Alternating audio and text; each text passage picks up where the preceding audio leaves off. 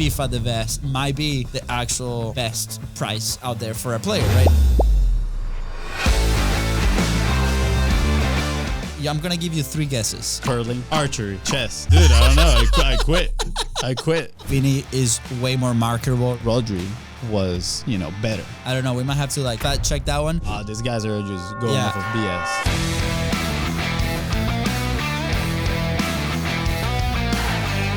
What's up, everybody? Welcome back to the football show. We are here to talk about the real football.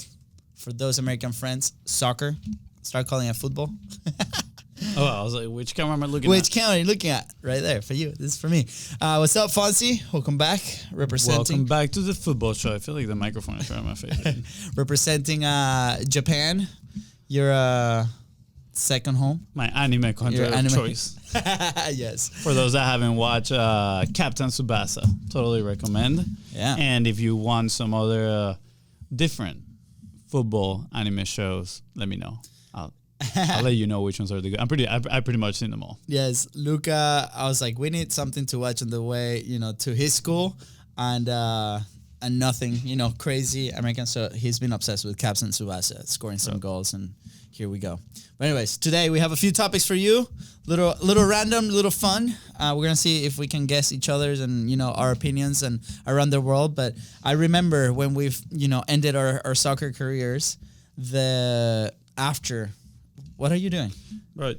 I'm trying to look at the frame that you put in there. Sorry, this might be a pause and we're going to have to cut this. I'm looking at the frame. I'm like on the most weird angle in here. So I'm trying to get myself on an angle so it looks on camera because we're going to have some very nice editors tackling this. So I want to make sure it looks decent. I asked you like 3 times so you weren't paying attention. But anyways, here we go. All right.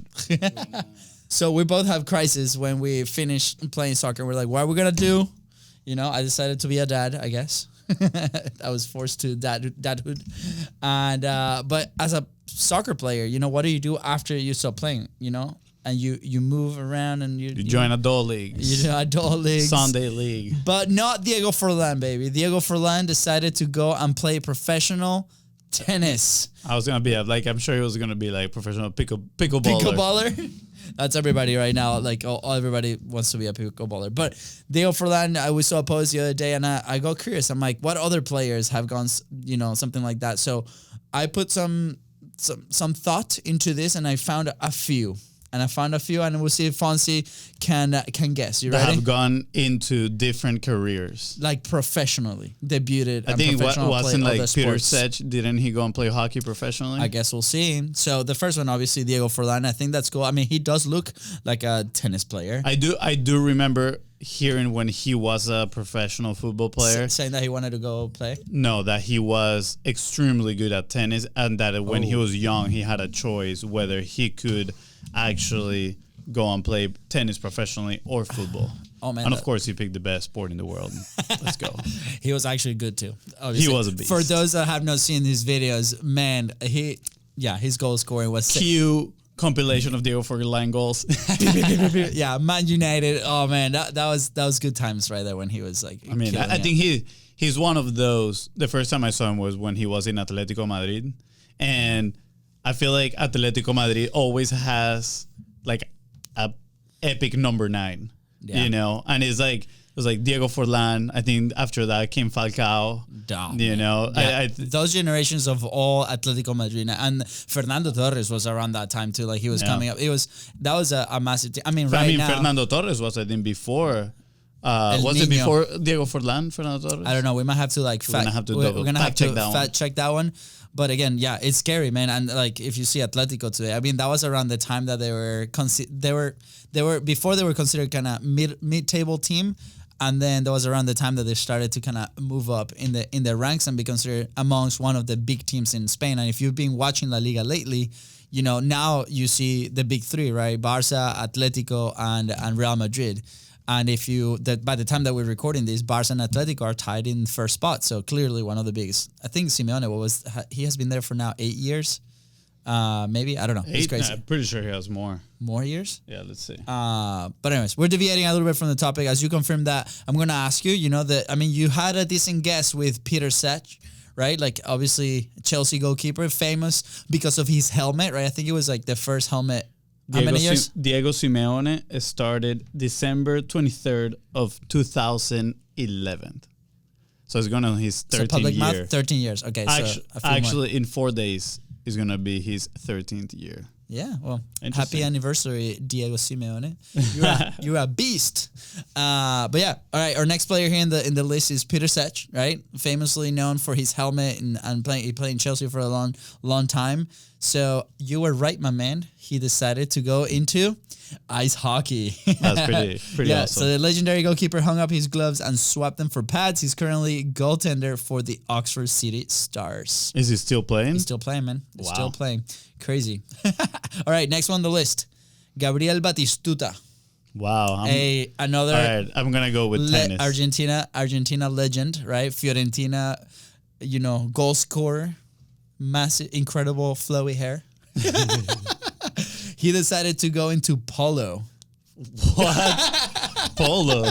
Yes. Interesting. Yeah, obviously, post-retirement, Batisco, he suffered a severe ankle pain. That didn't stop the keen horseman from playing polo. So I'm sure he probably was a big fan of horses, like way before that. So was he born into Argentinian high society? I don't know. I mean, I feel like to have access to a horse, either you're a straight up gaucho, which is like an Argentinian cowboy, or you probably need to be, kind of like high class. I'll be curious about that story and how he became such a fan of that. But he also, in 2009, he won the Copa Stella Artois. So he's actually a champion. So he's a polo champion. A polo champion. Okay. Wow. This one's fun one. Rafael van der Vaart from Holland, from the Netherlands, right? I don't think... I'm going to give you 3 guesses. All right. Well, he made his professional debut in 2019. Oh, okay. I'm going to give you clues. 2019 in Denmark. Professional. Oh, okay, obviously. This professional, the next sport, right? In Denmark. And he won his first time. Is it a solo sport? It is a solo sport. Is it curling? I think curling is a team sport, actually. Curling is a team sport. It's played on teams. No, that's a no. Billiards.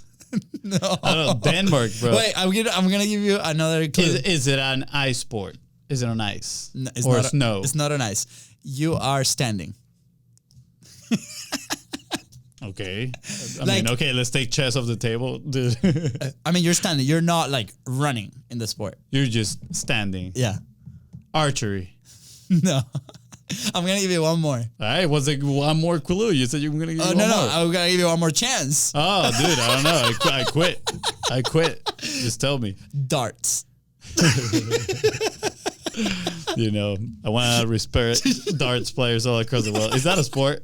I mean, they're like chugging beer while they're throwing darts. I mean, it does require a skill. It's very difficult. So. I would, I guess. I tried darts at the bar. It's challenging. It's challenging. Were you drinking or were you sober? Probably drinking. Okay. Okay. Next one. Fabian Barthez. Famous. Yeah, of course. Famous. Man United and France goalkeeper. Of course. That was when France 1998. He was the goalkeeper when France won the World Cup. He was also a champion of this new sport in 2013. New sport. Of the new sport. Yeah. These people Fabian Barthez. Famously, a ball goalkeeper. He wasn't very tall either, and he was a beast. He won with France in 1998, the World Cup. I literally just said it. Okay, I wasn't listening. I was reading to see if he actually got crowned champion on the new sport. But anyways, 2013. I think you should have read that before you brought it up. I did. I just didn't remember the specific. Okay, 2013. You are sitting in this sport. You are sitting? Yeah. Is it an e-sport? No. Is it like a League of Legends champion? That would be hilarious. Just Fabian Barthez playing League of Legends. No. You're sitting chess. No. You have one more chance. I got it. How do you call this sport? The one that you use your hand and be the other one in your arm wrestling. No. Arm wrestling champion. No. Motorsports. He raced race cars. What? And he was actually a French GT champion in 2013 in Le Mans, which is one of the Triple Crown races if you're into racing and so on. So pretty impressive. Pretty impressive. Indeed. All these people are going to I don't know why I say chess. Elitesque sports, except Van der Vaart. Yeah. Yeah, Van der Vaart's I'm just going to go to the bar. I mean, think about it. All these guys have so many resources and, so much money and connections after they're done. Yeah. They also have the physicality, for a lot of these sports. All right. Interesting. This next one, these are the last two. We're going to run through them really quickly. I'm going to say the two names and then we're going to pair them with sports. So one, Andriy Shevchenko, right? Ukrainian legend. All right. Incredible. And then Henrik Larsson. Swiss. Yeah. Yeah, Swedish. Yeah. No, Swedish. Swedish? Go with me. Swedish. I always picture him with Celtic, obviously because he was a legend with Celtic from Scotland. From Scotland. So that's why I'm always like putting him in it. But anyways, okay. Andriy Shevchenko. What do you think? Shevchenko. It's a common sport, especially where we are. Common sport where we are. And he's still competing as a pro. Does he need to move? Or is it sitting down too? No, you move. You can walk. You can walk. And you hit a ball. It's a power walk. You could. Power walker. Well, you walk and you hit a golf. Yes. Has to be golf. There we go. Good job, Fonzie. Let's go. He's a professional golfer? Yeah. And then we go Henrik Larsson, right? But how professional? Because I feel like golf is one of those sports that you can be a professional. Well, here says we have to probably dig a little bit deeper, but he had a spell professional in 2013 at the Kharkov Superior Cup. Still competes in pro-am events, so it potentially is still pro. Interesting. Yeah, interesting. All right, Henrik Larsson. I have a special love for him because in his time with Barcelona, he was one of those like signings, so it came out of nowhere and helped the team massively. Helping win our first Champions League against Fonzie's Arsenal. But anyways, apart from that, cueing the sad music. He played competitively in 1989 before committing to football. So he started in this sport too, and then he returned in 2008. Wow. Okay, give me a clue. Sitting down, standing The up. clue is like first time I hear about this sport. It's a Swedish sport, looks like it. Swedish, bro. Swedish, not Swedish. Well, it's Swede. No, he is a Swede. Put it in the comments. Oh my gosh, bro. Okay, he's from the same country as Zlatan Ibrahimovic. Yes, that's what I'm saying. Well, you're not understanding me. Okay, anyways. Swedish. I guess it looks like hockey. I don't know what it is. What's the sport? Floorball. Floorball? Yeah, it looks like hockey with no skates and on the street? It looks like pretty much. Yeah. Like street hockey. Like street hockey. I don't know. Is it street hockey there? But anyways, it would be cool. Maybe we can see a couple clips of floorball. Yeah, it would be pretty epic. That's interesting. Floorball montage. We'll see. But that's pretty interesting. Okay. I feel like I'm surprised nobody on that list was on cricket or something like that. I mean, these are just 5. Probably there's a lot more professional soccer players. A lot more, but that kind some of of those into bigger it. ones. But anyways, that's the end of my list. Interesting stuff. Yeah, lots of fun facts. Forever. We'll see. Maybe we can challenge any of them in the future and be like, challenge you, Batistuta, to go on Polo 101. Dude, I don't think I've ever seen a single clip of polo. All right. I think we have time for maybe 2 more. 2 more what? 2 more topics. Oh, I thought you were going to say 2 more. No, we're done. Well, do you have any topics or you want me to throw the next topic? You can throw the next topic. I have a couple more, but we can throw the next topic. I have 2 more, but I think this is going to be the better debate. Let us know your opinion. Which prize is better? The FIFA best or the Ballon d'Or? D'Or. Again, the Ballon d'Or, Rodri won it. There was like a, bunch of fans were raging because they thought Vini could have got it. We had a full episode on that, so make sure you go and check it out. My stance, I'm pro Rodri. I think your stance was pro Rodri too. We gave our arguments on the last episode. But the FIFA best, Vinicius actually won that one, and Rodri was second place. So, which prize has more weight? Which one is more important, right? Which one actually recognizes the best player in the world? What do you think? Okay, so I think to understand this, I mean, for a long time, both Ballon d'Or started as a French magazine prize. And then because you got so popular, FIFA attached to that, and then they collaborated as in the FIFA Ballon d'Or, so it was just one, like, best player, right? I can't remember the exact year, but they separated. Maybe that's something that you have in there. And now there's two prizes, right? You have the Ballon d'Or, which is still run by the French publication, right? And then you have the best, which is FIFA specific prize, right? So 2015 was when 2015. FIFA split up with, the Ballon d'Or. And in 2017, they launched the best. Exactly. So both have different voting processes, right? So for Ballon d'Or, right, the voting process is an international panel of journalists votes for this, right? So they pretty much, just so you guys know, the journalist makes a list, and the first place gets a bigger amount of points than the second place, third place, and then obviously they combine all the points. And it's one journalist from each of the top 100 FIFA ranked nations, right? Versus just one journalist. Just one journalist, and the FIFA the best is a mix of the captain of each national team, fans, captains, the manager of each team, and coaches, and one journalist from every country as well. Yeah, and fans. But this is, so I actually have the list here of the votes. Is coaches, captains, media, fans. Okay. But then all the points are weighted equally. Okay. So it's not like, if you have way more fans, I think the value of each fan vote is about the same. Okay, cool.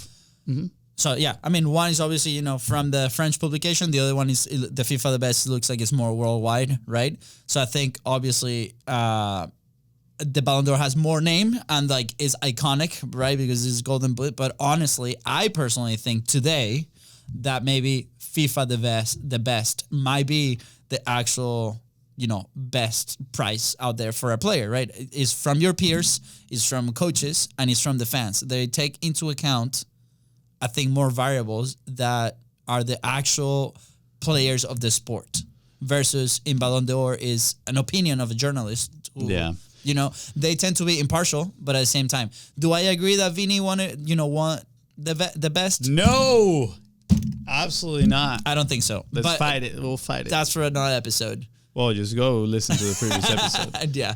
But you can see it's crazy because so if you go on FIFA, you can actually see the votes, the exact amount of votes that the players got. And look at this breakdown. I think it's kind of interesting. 438 coaches voted for Vini. 461 coaches voted for Rodri. So in the scale of things, it's actually fairly even, right? Then captains, 617 voted for Vini, 373 voted for Rodri. Damn. Which is, so that pretty much leads me to a few questions. Well, I'll share later.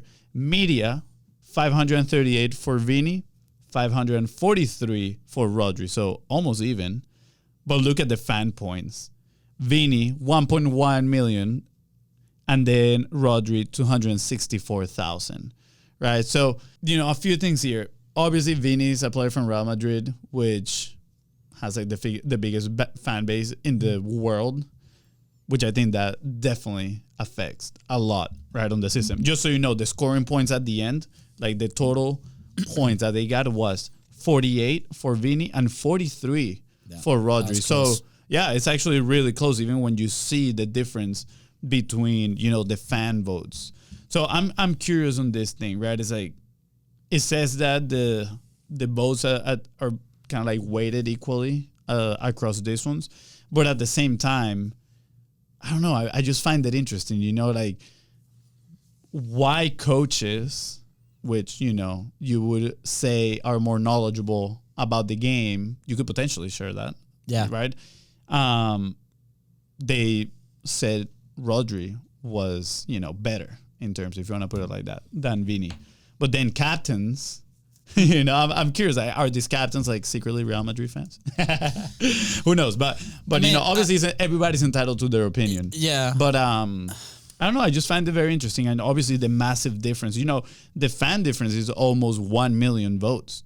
That is Yeah, a lot. and I think that was the point that we were talking about last time, as in like how Vini is way more marketable, right? Like, and then He's a obviously you marketable have player. the media machine of Real Madrid behind him, and you have like I all mean, his sponsors. he's more polemic too. You know, he's out there causing more problems too. Exactly, and obviously I think like I don't think I know like this is my like feeling, which by being a Madrid player, if Vini wasn't in Madrid, he would not, and he plays the same way. He would not be on that list or winning that prize, and it's because of the media exposure that Madrid has. I agree with that opinion. Yeah, and obviously, you know, to be in Madrid, you have to be like obviously one of the best. Yeah. Absolutely. I mean, do I think Vini is one of the best? Absolutely. I think he's an amazing player. Yeah. You know, skill wise, ability. But again, I don't think, like you said, if you put him in a different team, and you know, probably Messi haters are gonna come out here and they're gonna be like, and just so you guys know, I'm not a Barca fan, but Messi haters are gonna come out and they're gonna be like, oh well, if you put Messi on a different team, he wouldn't do the same. I don't know, dude. I think Messi would crush it regardless of the team. He's just way too good. Yeah, but there's an interesting clip going around, as in like, why is Vini considered for this, you know, Ballon d'Or? And he was like, okay, most goal scores in the calendar year, whatever, and he wasn't even in the top 10. Yeah, most assists, he wasn't in like the top 10. Most whatever, like he wasn't the best at any of the stats, right? So it makes you wonder, like, what is the marketing behind the marketing machine behind this so heavy? Yes, that this is that's a public opinion, right? Yeah. And then after, if we can find that clip, we should put it here so people can listen to it and they don't just go like, exactly, these guys are just going off of BS. Can anyone actually explain why there's so much fume over Vinny Jr. not winning the Ballon d'Or and Rodri getting it instead? Because it's not like he was the standalone leading candidate and nobody else came close. For starters, Jude Bellingham spent half the year as the front runner, but then his form dropped off, and because it's Real Madrid and they need somebody in that conversation, Vinny Jr. was the only option. There are loads of reasons why Rodri should have won, but this stat might just sum it up. Rodri, who's a holding midfielder, only got 3 fewer goals and assists in the league than Vinny did. Vinny being, apparently, the best attacker in the world. Look, this isn't even to hate on Vinny. I thought he had a fantastic season. He's a great player. I'm not even sure he's a clear second, though. For me, Jude Bellingham had a better season, as did Toni Kroos. And anyone discounting Rodri winning this award just needs to go back and look at the season he had. And then at the same time, it's like, okay, well, you know, he didn't win the Copa America, right? Rodri won the Euro Cup, right? As like the main guy, there was just an Amazon Prime documentary, so good. It's about 5 episodes that is like the road to it. And like he is a key part of that team that won the Euro, which, by the way, when they came in at the Euro, they were not favorites. Brazil is always favorite. And Argentina dominated, you know, Copa America, has dominated South America for a couple of years. But anyways, there's all these like discrepancies. So it makes you wonder. And I mean, to your point, honestly, if Vini suffers an injury like, you know, Rodri just had, I think Madrid would be fine. You know? Yeah, like absolutely. 100%. Look at Man City right now. Look at Man City right now, dude. They're struggling. What is they lost out of the 11 games? They lost 8 out of their last 11 games. Yeah, maybe we can put the first time in Pep's career that he loses 5 games in a row. Yeah, that's crazy. And that's great. I mean, that's the influence of a player like Rodri in one of the best teams in Europe. Anyways, I think one of the best teams probably that ever existed too. Exactly. But anyways, debates for days. I think this is one of the ones that you can take to your friends and look at the data yourself. Obviously, we're gonna leave resources right below. But I'm excited. I mean, I don't think he's the top, but you know, I'm happy for him. I know that he's put in a lot of work. I mean, as you know, soccer players, that the dream was to get there at one point, like many of you listening right now. I mean, I don't want to take away anything from him. Exactly, zero, nothing. But when you talk about, you know, the top of the top, and I mean, it also says in here that, you know, one of the criteria for the best is sporting performance and general conduct on and off the pitch. I'm like, really? Is that actually? Because he's a sweetheart. Like right? He's one of the, honestly, recently he's one of the worst players on sportsmanship that I've seen. Look, as a dad, like watching the game, every time they show and Vini, he's like, you know, as a soccer player, I can appreciate some of that. Like, it's part of the game. I appreciate the passion. But as a dad, like, let's say Luca or Matteo are watching this, that's not an example to follow. That's probably not how you should behave in a soccer field. Complaining with the referees all the time, or like throwing the fits that he throws. That whispering stuff at like other players' That is not the best behavior. And I know on the field it happens, right? When you're in the heat of the match, it could happen, but that is not the standard for the best player in the world. I don't think. Yeah, we're gonna get labeled here as Vini haters, but I want to open this for you. If you're listening and you're a Vini lover, tell us why, right? Like help us understand why. Besides being like, I'm a Madrid fan and I love Vini and blah blah blah, like give us some good arguments on why we should change your opinion about Vini, right? We would love to see stats, right? To wrap up the show, I love this. I mean, obviously we can talk about this like a specific episode, and maybe we start a community and we have these conversations in that community. But chill out, bro. I wanna leave the show real quick because it's time to go. With a very interesting piece of information. Maybe we don't discuss it 100%, but I think it's super interesting. And earlier this year, one of the major broadcasters here in the US started broadcasting Serie A. And Serie A, obviously incredible league, I feel like, but I don't think a lot of people follow that, especially here in the States. And I was like, this is pretty interesting. Well, they're actually the same broadcasters broadcasting a whole bunch of things. Exactly. They're like, So like second division of England too. Championship. Here's the thing that happened. Hellas Verona, which is one of the Serie A teams, will be bought by an American investment fund. A Texas investment fund will pay $70 to $80 million to acquire the club. The deal is expected to be finalized before the end of 2024, according to Sky Italia. That makes 50% of Serie A will now be owned by North American. 50% of the top league, one of the top leagues in Europe, Italy, is now owned by North American. Here's the list. AC Milan, Inter, Roma, Atalanta, Fiorentina, Parma, Genoa, Venezia, Verona, and Bologna from a Canadian. Interesting. I'm gonna go here with a new fact too. The conglomerate that owns Roma just bought Everton in England. They just finalized the deal. Interesting. Yep. Yeah. I mean, obviously, if you're from America and you're watching this or listening to this, Christian Pulisic, right? Like Captain America, great player, right? I think the move to Milan, in part, was part of all this strategy that's happening and is bringing a lot of traffic to that league. Yeah, if you think about it, Serie A has been one of the most popular, like one of the biggest historical leagues in the history of football. Yeah.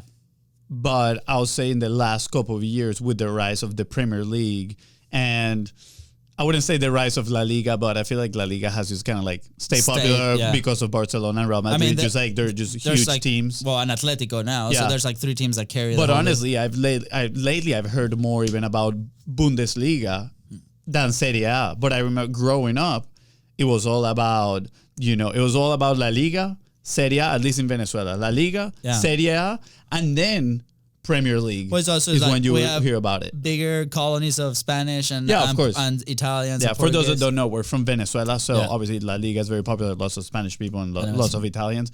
But I remember back then, like that was huge, and you had. Obviously Juventus is still a massive team, but like AC Milan, Juventus, Inter back then, they just were so good. Yeah. Kaká, Gattuso, Shevchenko, Pirlo, Del Piero. You had these amazing stars playing for these teams.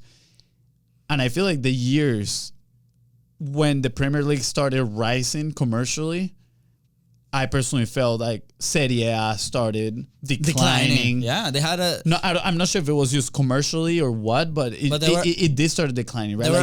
Juventus. Juventus in 2005 when they go down, to Serie, third division, Serie C, right? And, Del Piero, Buffon, and Neves, I think they stayed in the team and they kind of moved it back up. But that was like a whole crisis. And that lasted years, not only for Juventus, but also for the Italian in general. They weren't doing good in Europe, right? Yeah. It was like after that stage, we talked about Shevchenko earlier in the episode, right?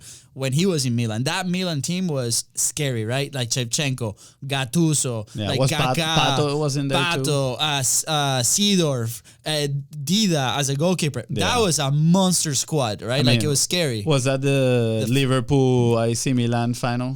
Classic. That was one of the best finals in history. We need an episode just on that. Just on that final. I have 2 topics for next episode. Okay. Epic line of Atletico Madrid number 9s. Hey. And the final of Liverpool against Milan. But what I was going to say at the end is I think the US, these investment firms, they're seeing an opportunity commercially of bringing SerieA, buying back low. up. Yeah, buying low, go of back course, up. and Yeah. then getting that investment high with obviously, streaming deals. They put, popular American players. It's not just not just Captain America, right? Not just Pulisic and Milan. Juventus actually has McKinney, and I forgot the forward that in Copa America he went crazy and in like minute one he like punched the other guy or whatever. Yeah. So they've invested in American players. There's some good American players in there, but historically, it's kind of like the buying of second and third divisions in England that are historically big, right? And then, all right, can we infuse a whole bunch of resources and get these teams back into the Premier League? But this is on a bigger scale. This is not a whole league. The famous and marketable example is Wrexham with Ryan Reynolds. These guys that they're up there, like probably a couple more years, we're going to see them in Premier League. But anyways, fun topics today, guys. Thanks for joining. I'm excited. Welcome to the World of the Football Show. If you're new to the channel, go ahead. Don't forget to subscribe and like everything that we do. That'll be awesome. Yeah. Let us know what type of topics you would like us to talk about. Do you like news? Do you like these opinion segments where we are extremely biased and are not afraid to share our own opinions, but are still extremely open to hear your opinion and, be swayed to think in different ways? Or what else? Or do you want more of, some fun topics like the professional athletes that moved on into other professional sports, or the epic line of Atletico Madrid forwards? What type of content do you want to hear? We're open to it. Put it right in the comments, and we're excited to check them out and go dive into it for you. But anyways, thank you, and we'll see you on the next episode. See ya.